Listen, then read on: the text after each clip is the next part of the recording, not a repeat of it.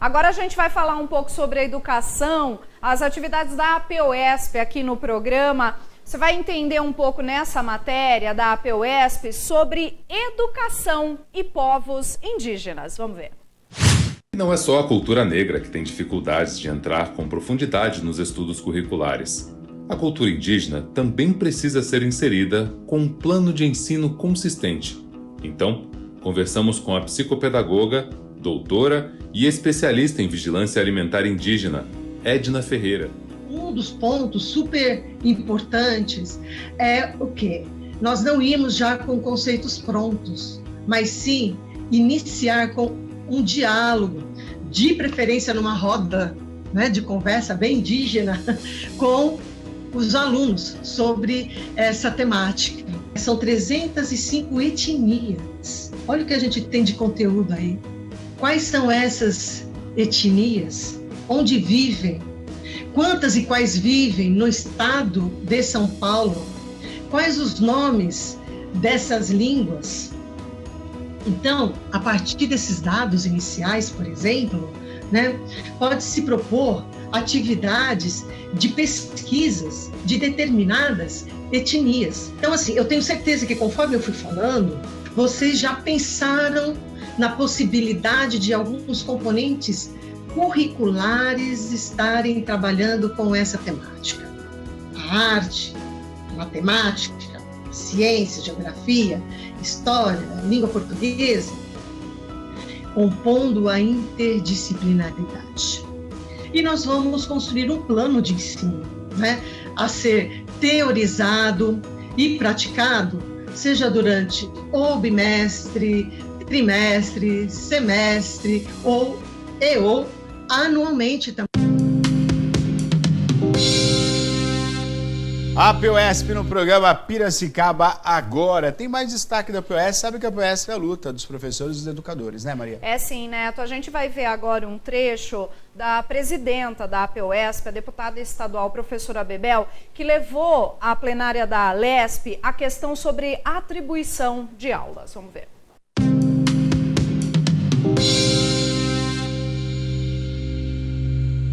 Na semana passada, a professora Bebel, presidenta da APUESP, colocou a questão da atribuição de aulas no plenário da Assembleia Legislativa do Estado. Os professores, ou funcionalismo público agora, tirando um pouco os senhores que estão contemplados, a gente tem sido deixado de lado. Eu estou desde dezembro lutando, né, contra essa forma de atribuição injusta, mas virou uma contradição quando todos são importantes, mas também a gente sabe da onde está a origem. Foi naquele PLC 1374 de 2022 que instituiu a política de subsídio e a forma de classificação no seu artigo 80, né, que foi instituído e que lá sobrepôs a jornada ao tempo de serviço. Como se tempo de serviço não fosse importante e não fosse uma forma de qualificação, doutor Raul. E é. Então, o que lamentavelmente aconteceu é que se eu tenho que pegar uma jornada de 64 horas, aulas, e tenho, sei lá, 3 anos de serviço, eu passo na frente do senhor que tem 10 anos de serviço.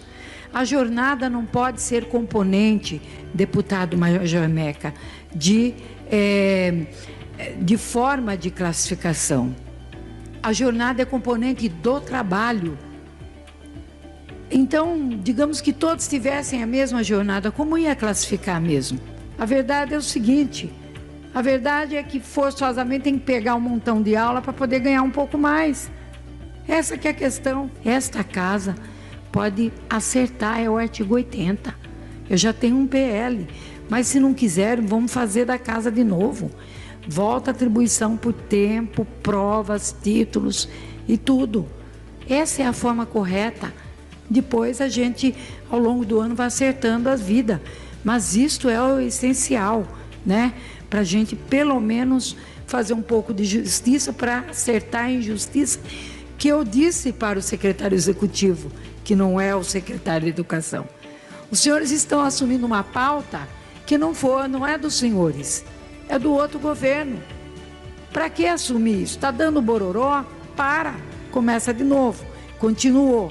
A minha esperança é que nós consigamos revogar esse artigo da lei de subsídio e pensar na carreira, né, também para os profissionais de educação, porque subsídio não é carreira. Olha, mais uma matéria da APUESP muito importante que a gente vai mostrar para você agora, é porque está comemorando 20 anos da Lei de Inclusão da História e Cultura Afro-Brasileira na grade curricular. Vamos ver.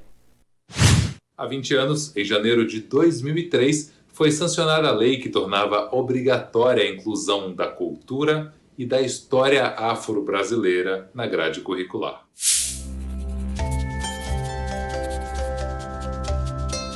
Ao longo dos anos, alguns marcos foram importantes no processo de implementação de uma educação antirracista no Brasil. No ano de 1988, após manifestações dos 100 anos da abolição, foi criada a Fundação Palmares, importante na preservação dos valores culturais, sociais e econômicos da influência negra na sociedade brasileira. Em 1995, aconteceu a primeira Marcha Zumbi contra o racismo, pela cidadania e pela vida, com reivindicações entregues à Presidência da República. Em 2001, foi realizada a terceira Conferência Mundial contra o Racismo, Discriminação Racial, Xenofobia e Intolerâncias Correlatas, em Durban, na África do Sul, onde os representantes brasileiros costuraram uma resolução para que a educação ocupasse papel central nas políticas contra o racismo. Após luta do movimento negro, em 9 de janeiro de 2003, foi sancionada a Lei 10.639, que alterou a Lei de Diretrizes e Bases da Educação Brasileira, tornando obrigatória a inclusão da história e cultura afro-brasileira na grade curricular da educação básica e da formação docente. Em 2008, a LDB é novamente alterada pela Lei 11.645, que incluiu a obrigatoriedade do ensino da história e da cultura indígena. Recentemente, em 2014, o Plano Nacional da Educação estabeleceu metas e prazos para que os currículos da educação básica e dos cursos de pedagogia e licenciaturas promovam o ensino de história e cultura afro-brasileira e africana. Porém, 20 anos se passaram e a lei não foi implementada de forma efetiva. Nossa história precisa ser valorizada. Sem respeito à memória, não há mudança. A gente sempre entendeu que a origem de tudo isso, para a gente poder resgatar a história do negro e da negra brasileira, a gente tinha que não só trazer o que foi a história da África em relação à colonização brasileira, mas também para a gente, na base escolar, a gente discutir a questão racial. A gente acha que é muito importante discutir a literatura africana, era muito importante discutir a origem da discriminação brasileira, a participação do negro e da negra brasileira na formação histórica, política desse país, cultural, religiosa. Então precisava ter uma legislação específica que fizesse com que as escolas no Brasil inteiro implementassem uma política para tratar deste assunto, né? Colocasse no currículo este assunto. Perguntamos ao Valmir Siqueira se é perceptível alguma mudança nesses 20 anos e o que pode ser feito para o cumprimento da lei. Nós temos o descumprimento dessa lei em relação ao governo estaduais, municipais, são pouquíssimos estados, pouquíssimos municípios que implementaram no currículo a questão da discussão racial, né, que reza essa lei.